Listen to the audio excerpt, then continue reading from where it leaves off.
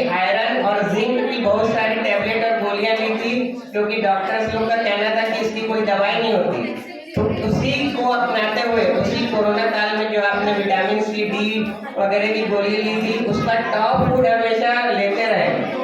Vitamin C का जो top food है वो आंवला है। और आयरन जो है, आयरन अपने बॉडी में, आयरन का क्या महत्व है, आयरन अपने बॉडी में ऑक्सीजन को होल्ड करता है, इसलिए लोहे की कढ़ाई में कभी कभी सब्जी जरूर बनाना चाहिए। और आयरन को होल्ड करता है विटामिन सी, वो आयरन बाइंडर है, इसीलिए आंवला दुनिया का सबसे टॉप फूड है।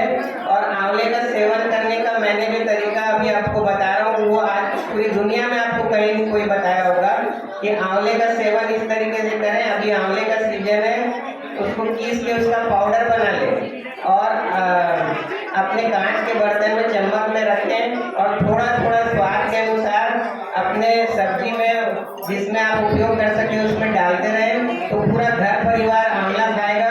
और आंवले का महत्व ये है कि विटामिन सी लीवर का खाना होता है, और लीवर अपना 500 से ज़्यादा फंक्शन करता है, इसलिए सबसे इम्पोर्टेंट है आंवला।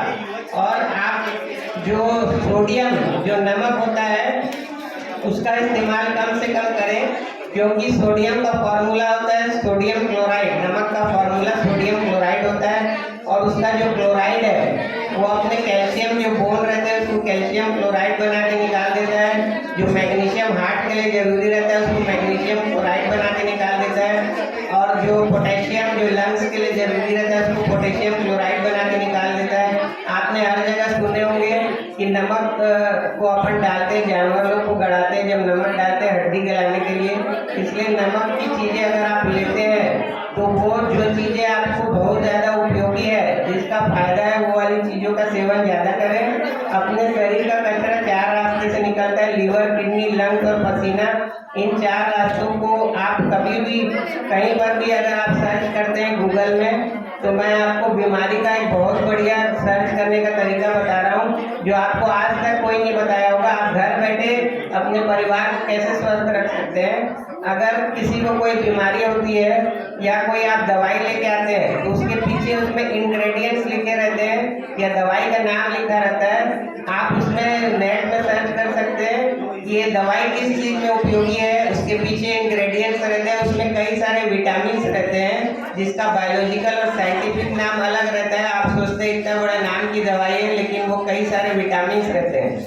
तो every disease is cause by deficiency of vitamin, calcium, mineral. ये एक अमेरिकन थेरेपी होती है, और हर रोग के पीछे कोई ना कोई विटामिन की डेफिशिएंसी होती है, उसी की आपको दवाई दी जाती है कॉम्बिनेशन के साथ। तो अगर आपको सर्च करना है दवाई को देख के, तो आप सर्च कीजिए कि वो दवाई किस चीज़ में उपयोग होती है, उसके पीछे जो इंग्रेडिएंट्स लिखे हैं उससे रिलेटेड विटामिन कौन सा है, उस बीमारी से रिलेटेड विटामिन कौन सा है, और उस विटामिन को सर्च करके आप विटामिन रिच फूड्स सबसे ज़्यादा देखिए कि उस दवाई में कौन सा विटामिन है, उसका रिच फूड कौन सा है। और वो रिच फूड को अगर आप कोई हॉस्पिटल में आपके एडमिट है, कोई पेशेंट एडमिट है, तो अगर वो फूड आप उसको देंगे तो वो फूड से वो बहुत जल्दी आप डॉक्टर्स लोग को हेल्प करेंगे।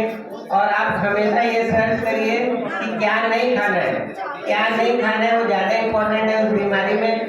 कोई अगर हॉस्पिटल में है तो उसको फूड बहुत ज़्यादा सपोर्ट करता है, दवाई के साथ साथ आप हेल्प कर सकते हैं। और साल में एक बार ब्लड टेस्ट जरूर कराना चाहिए, जिससे वेजिटेरियन लोग को जो विटामिन डी, B12 ये सब की कमी रहती है, या अपने शरीर में जो कमी रहती है, ये ब्लड टेस्ट जो है जीवन बीमा से भी बढ़ के आप लोगों का जीवन बीमा कराते हैं, वो आगे वालों के लिए रहता है, जो आपके पीछे पीढ़ी है उसके लिए। लेकिन आपका जीवन बीमा जो है वो ब्लड टेस्ट है। ब्लड टेस्ट अगर आप कराते हैं तो आप जो कमी है, कोई डाइटिशियन से, कोई डॉक्टर से पूछकर उसका सप्लीमेंट ले सकते हैं, फूड में सर्च कर सकते हैं, और उस तरीके से आप खा के वो बीमारी को आप बचाव कर सकते हैं, क्योंकि बचाव इलाज से बढ़कर है। और हार्ट का एक बहुत इंपॉर्टेंट मुद्रा पॉइंट है जो मैंने इन्वेंट किया है। हार्ट की एक ही नस होती है जो लेफ्ट हैंड में होती है, बाकी सब अंदर है। लेफ्ट हैंड की छोटी उंगली में प्रेस करने से हार्ट से रिलेटेड प्रॉब्लम में बहुत ज़्यादा आराम होता है। या फिर बचाव इलाज से बढ़ के ये थेरेपी को अपनाएं, इसको जरूर यहाँ पे प्रेस करना चाहिए, ये हार्ट पॉइंट है। और गैस के लिए अपने जो अंगूठा है और छोटी उंगली है पैर की, उसको जोर जोर से आपस में चुटकी सीटी बजाने से गैस रिलीज हो जाती है मेरे सेंटर में। उसी पॉइंट में दबा के हम लोग गैस रिलीज करने के बाद नाभि सेट करते हैं, और नाभि सेटिंग करने के बाद जब अलाइनमेंट बॉडी का हो जाता है तो आदमी धीरे धीरे ठीक होने लगता है। और आपने नमक के बारे में जो सुना है उसके लिए आप जरूर ध्यान देंगे, क्योंकि एक शोले का डायलॉग है कि सरदार मैंने आपका नमक खाया है, तो डॉक्टर बोलेगा आप गोली खा। जो ज्यादा नमक या नमकीन चीजें खाएगा उसको गोली अपने आप लेनी पड़ जाएगी।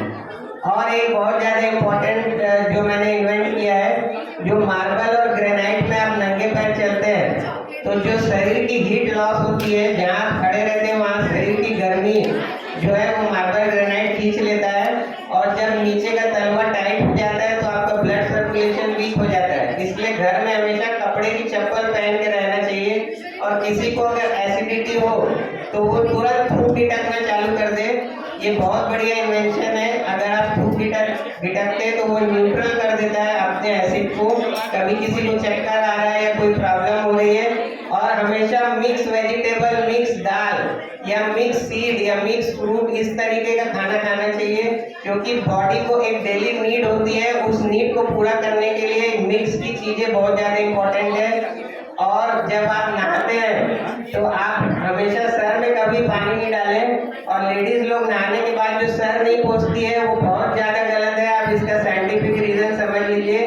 अगर सर ठीक से नहीं पहुंचेंगे नहाने के बाद तो आपका जो पानी सर में है वो आपकी बॉडी की गर्मी को लेके ऑपरेट होगा। जो बॉडी की गर्मी है जो आपके सर को टाइट कर देगा, धीरे धीरे आपको पता नहीं चलेगा। ये सब चीजें कई